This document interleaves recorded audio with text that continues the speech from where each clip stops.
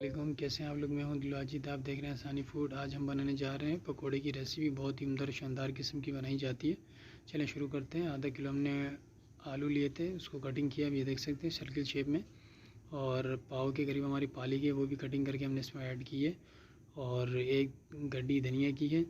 और ये एक प्लास्टिक का कटोरा हमने ऐड किया बेसन का। और छोटी कटोरी में हमने ऐड किया है कॉर्नफ्लोर। ये आप देख सकते हैं। चैनल पर नए तो चैनल को सब्सक्राइब ज़रूर कीजिएगा। ये आप लोगों की तरफ से प्यार होता है, मोहब्बत होती है, इनाम होता है। उसके बाद हम ऐड करेंगे 4 से 5 चम्मच पकोड़े मसाले की। उसके बाद आधी चम्मच हम इसके अंदर ऐड करेंगे नमक की। इसको अच्छी तरीके से मिक्स कर लेंगे। बहुत ही उम्दा और शानदार किस्म की ये रेसिपी बनाई जाती है। मेरे अल्लाह की शान देंगे, उसकी रहमतें, उसकी बरकतें।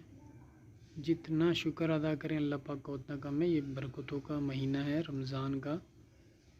ज़्यादा से ज़्यादा कुरान पढ़ें, ज़िक्र और अस्कार करें, अल्लाह पाक से अपनी मग़फ़िरत करवाएं।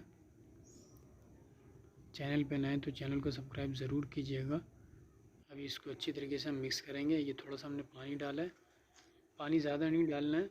अगर ज़्यादा डल जाएगा तो ये अच्छी तरीके से हमारा मिक्स नहीं होगा और ये सारा नरम हो जाएगा बेसन, तो जिसकी वजह से हमारे पकौड़े नहीं बन सकेंगे। ये आप देख सकते हैं। इसको अच्छी तरीके से हम मिक्स कर रहे हैं। जितना शुक्र अदा करें हम अल्लाह पाक का उतना कम है। ये सिंपल रेसिपी और शानदार किस्म की बनती है। ये आप देख सकते हैं माशाल्लाह कैसे इसका कलर आया है। वाह, मेरे अल्लाह की शान देखें, उसकी बरकतें, उसकी रहमतें।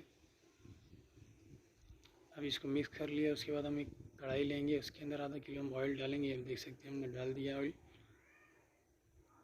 ऑयल हमारा गर्म हो चुका है। उसके बाद हम इसमें ऐड करेंगे 1 बाय 1 आलू जो हमने मिक्स किए हुए थे।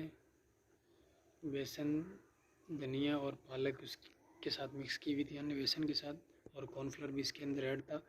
कॉर्नफ्लोर इस वजह से डालते हैं, कड़कपन आ जाता है उसमें। खाने में बहुत ही उम्दा और शानदार किस्म की होती है ये रेसिपी पकौड़े की। 7 से 8 मिनट के बाद हमारे पकौड़े तैयार हो जाएंगे। उसके बाद हम इसको निकालेंगे। जिस टाइम निकालते हैं तो उस टाइम ऑयल को खुश्क करना पड़ता है। इसके साथ टमाटर की चटनी हो, बहुत ही उम्दा और शानदार किस्म की बनती है। बड़ा ज़बरदस्त और शानदार किस्म का जायका आता है पकौड़े की चटनी के साथ। आप लोग ज़रूर एक दफ़ा ये रेसिपी बना के और साथ पकौड़े की चटनी बनाइएगा। हमारे पकौड़े तैयार हो चुके हैं। अपना ख्याल रखिएगा। अल्लाह हाफिज़।